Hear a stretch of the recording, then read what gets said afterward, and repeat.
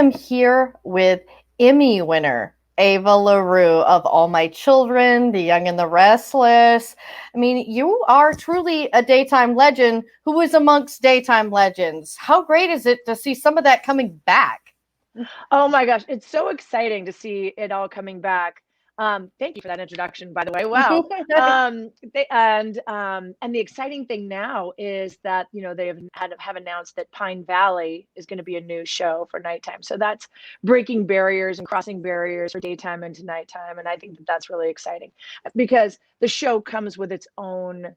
Unlike other nighttime shows, which are being launched and they have to find their space and find their fans, we launch with a decades long fan base. So I think that's going to be really exciting. Yeah, and that's what's so cool, and especially about Pine Valley for you, is that it's the Santos, your family, and the Kane family, of course, with Susan Lucci. So it's like they're taking the two most iconic, families, certainly of the 90s for me when I was growing up watching it. So it's so cool to see them bring that into nighttime, and who better than Kelly and Mark? Right, exactly. And I know that they're super excited about being part of it. And then also Richard Nixon, Agnes Nixon's son. So it's this beautiful generational thing. Yeah, not this Nixon. Yeah. So it's exciting. It's really exciting. Yeah, they're really keeping it all in the family with her son and with bringing you guys in. And it's supposed to be about the generations of family, just sort of like how the soaps are in general. So it's so cool to see this in nighttime. And it's not like it's unheard of, but it really is unheard of to see a daytime show become a nighttime, more serialized show as well.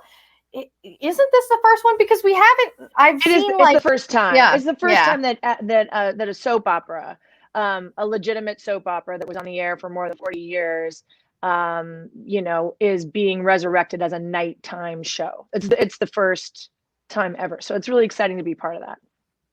Yeah, that was what I was thinking as I was racking my brain to think of if there was anything, because even with stuff like Dark Shadows and Port Charles, I remember seeing the first episode of Port Charles in prime time, but the show was on daytime. That was like a special thing, or they would have specials in the 90s bringing soaps in the nighttime, but never really resurrecting one as this nighttime drama. Yeah, as a series, as an actual series.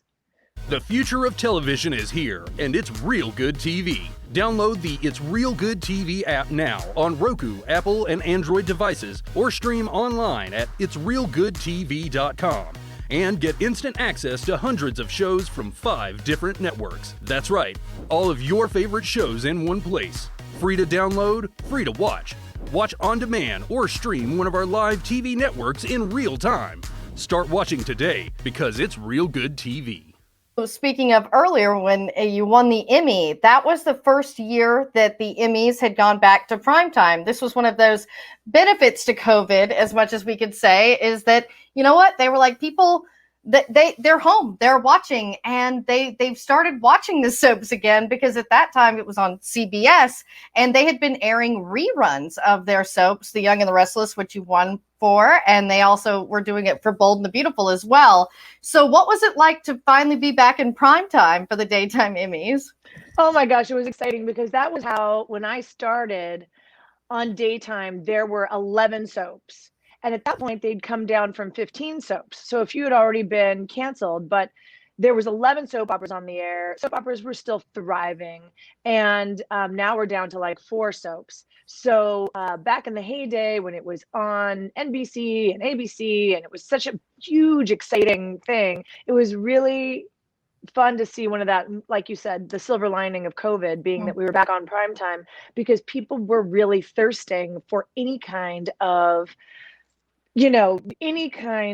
awards shows or normalcy, or seeing people be dressed up on TV again. I mean, nobody was having any, access to anything. So it was really fun. Even though we were all stuck at home, it still was exciting. I mean, believe me, was it less than optimal to finally win an Emmy and have it be at home. Yeah, but Yeah, no it's still, I parties, want no to, yeah. champagne. I had my Yeah. family over, so Yeah. that was fun. And actually, I have to say that was the fun part because normally I wouldn't be able to have my whole family with me winning an Emmy. I'd only have like one. You only end up with like one extra ticket, so there would have only been one person with me. So that was really, really exciting.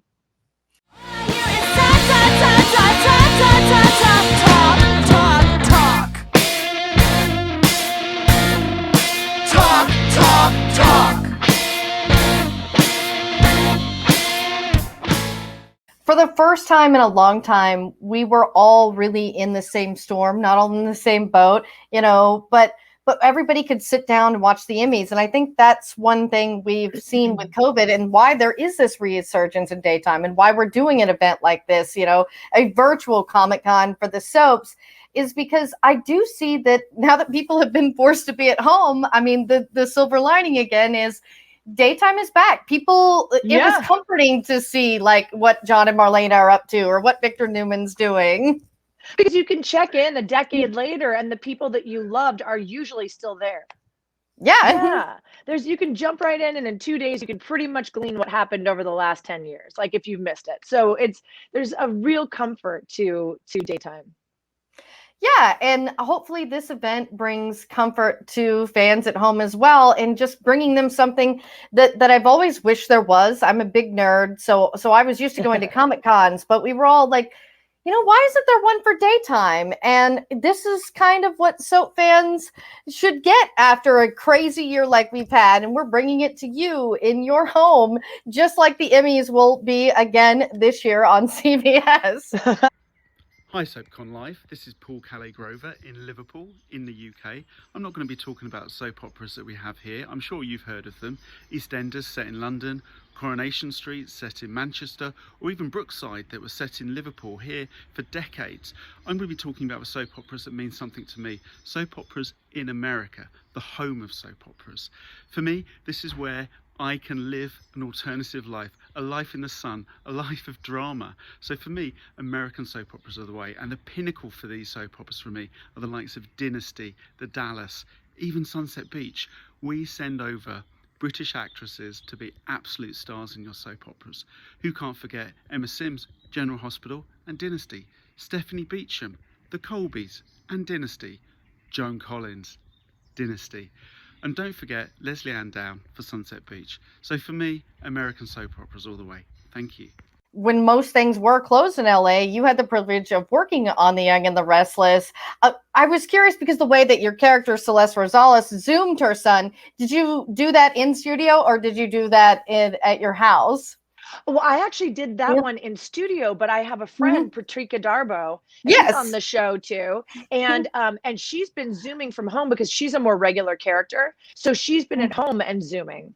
I actually got to go into studio. I think I was one of the first characters that they brought on that wasn't a regular. So they weren't sure how to have people zoom from home yet. And I think they thought, okay, this will be able to make it a little more, we'll be able to regulate the outcome better if I came into studio. So I did come into studio, but I know that Patricia does hers from home. Watch The Doctors is Moving, and you're gonna love the new location. Download It's Real Good TV to join your friends from Hope Memorial. Available online and all your devices. Already a Doctors subscriber? Then there's an email headed your way with a coupon code for free access, plus special bonuses for starting your new account on It's Real Good TV. Haven't gotten your email? Don't worry, you will soon. For details, visit itsrealgoodtv.com. Okay, wait, do you remember the good old days? There's no other facet of the entertainment medium that ever did this. But on soap operas, there was that awesome moment when a character had been recast and they walk into the scene and then everything is a hold, no one moves, no one speaks, and this voice of God comes on and says, the role of Steve will now be played by Richard Burton, or whatever it is. You're like, and then the scene continues like nothing ever happened, and you're like, what? Where did my character go? What just happened? Yeah. And then you just go on like business as usual, like nothing just happened. I do hope Pine Valley nods to some of those things, because obviously they won't have as tight of schedule as daytime, being as Yeah, is that'd be it's fun. prime time. But maybe it'll be cute if they do a few of those. I think they're thinking of going down a little darker path. They're gonna, make it a little Mm. twistier, a little darker, which will be fun. But that's cool. So are you able to talk about if you guys have started filming Pine Valley We yet, have or not yeah? started filming yet. So we're I know they're rewriting and rewriting. They want to launch it in a really great way. So they want to make sure that it's perfect. So we haven't started shooting yet. I think they've got it slated for this summer. Oh, well, Yeah. that is good to know. For SoapCon Live, your meet and greets will be May 15th at 11 a.m. Pacific time, guys. You can do that, as well as get autographs and video greetings with Ava. So call up and say hi. Mm. I am like, I don't bite. I'm not scary.